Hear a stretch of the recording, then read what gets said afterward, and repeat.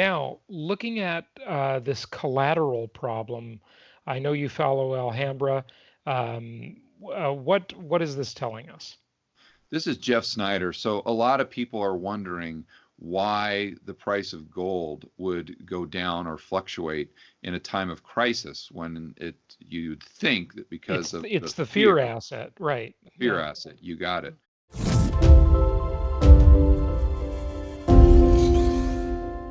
And the reason I'm pointing this out is just so people, even real estate investors, even if you don't care anything about gold, it's not the point. The point is there are a lot of things going on that are very complex behind the scenes. And in order to, if you really want to get technical, you can dive into the weeds, but I think it goes back to what we were saying is you just keep it simple, stupid, and just buy things that are cheap. And again, this is just to use this as an example of how complex things can be. So we've got the price of gold indicated in yellow, and then below with these blue bars, these are what we call repo fails. Hmm. So when you have a two-party transactions, like you and I, let's say we decided to do a repo, Right. 5 minutes prior to the transaction, Someone backs out. Yeah. someone backs out. That's Yeah. right.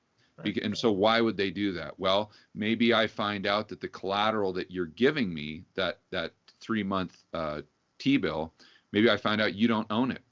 Hmm.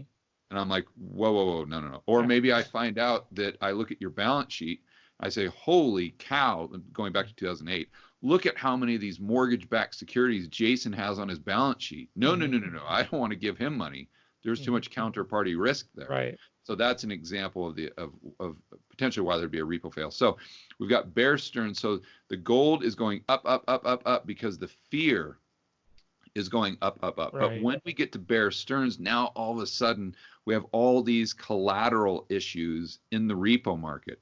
So Hmm. people have to liquidate their gold in order, and I'm talking about people, I'm talking about huge entities that really Right. move the Big price. institutions. Yeah. That's right. They've got to liquidate in order to come up with this liquidity because they don't have the collateral, or what they do have is kind of persona non grata in the market itself. And then when we have the government come in and something changes to where the collateral issues subside momentarily, then the fear takes over again and it continues to go up until where we see right above the word Lehman, where we have the Right. SEC, it Let, bans short selling on the yeah. GSEs. So So I then, very much remember when they banned the short selling. But what's interesting is gold. So gold peaks there and then it drops and then Lehman goes under. And I right. just I just had the chairman of Lehman Brothers Holding Company on the podcast. He was fascinating interview, Michael Ainsley. Um, and then I interviewed an economist just a few days ago that he recommended his book, Lawrence Ball's book, which really went into the Federal Reserve and Lehman and the relationship. But Mhm. but why does this happen? So gold goes up, but there's even more repo fails. They just go crazy after Lehman Brothers fails, right? Yeah, well, so And then it gold goes goes up down. because Yeah. fear comes back into the play until we Okay. get the SEC ban on short selling. So then what happens is people are like, oh, well, thank goodness. The Now we don't have market's to not worry going about to fear. be. We're not going to reward short sellers, right? Okay. Right. So we don't have to worry about the market going down, nothing to worry about. Let's go ahead and sell our gold. Let's go back into stocks or whatever it was. So then the Hmm. price of gold goes down until we get to Lehman, and Hmm. then everyone completely freaks out. Yeah. And Right. they're like, whoa, let me buy that gold back Uh, again. Quick, quick, right. quick, quick, quick. Uh-huh. And it goes back up until the repo fails take over. So that I think if people can take one thing away from this chart, Hmm. in addition to the complexity, they should take away the fact that there's cross currents that are always at play, not just in gold, not just in repo, not stock, Everything.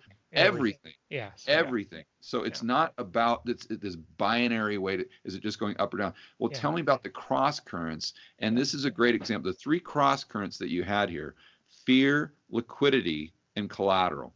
So Hmm. at certain times in the game, the fear took over. At other times, the issues with collateral and liquidity take Right. over.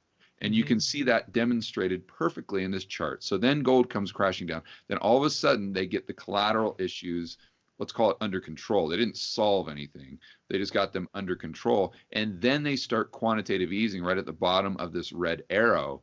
And the market says, okay, now I'm afraid again. And I see the Fed's balance sheet expanding from 800 billion, meaning the money supply, to infinity and beyond. And gold goes on a bull run all the way to, call it, I don't know, what was it, 2012 or something like that. So I just think that this is a really interesting chart to get people thinking the right way about markets and investing.